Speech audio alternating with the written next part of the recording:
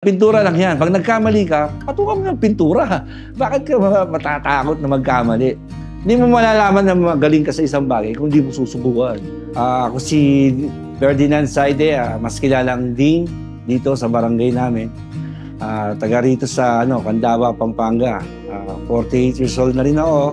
Kung hindi ako nagkakamali, mga 25 years na rin akong nagpipintura. Hindi, nung bata ako, passion ko na talaga yan. Nagsimula yan sa cartoons eh. Na-inspire ako doon sa mga ganung simula. So hanggang sa natutunan kong kumopya-kopya drawing, napunta ako sa pagpipintura. Somehow, na-apply ko rin yung pagiging mural artist ko. Malakas din pala kita sa ganito. So, kinarir ko na.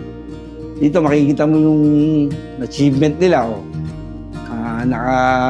Graduating na lahat, halos. Ito na lang natitira, high school.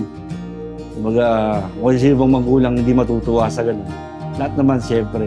Pag mayroong taong natuwa sa isang gawa mo, isang tao lang ang matuwa, sa'yo na yun, na ipagpatuloy mo.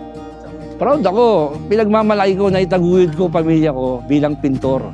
Sa araw-araw na buhay hanggang sa naging graduate na silang lahat, halos. So, napagtapos namin sila ng asawa ko sa pagiging pintor. Pintor ako!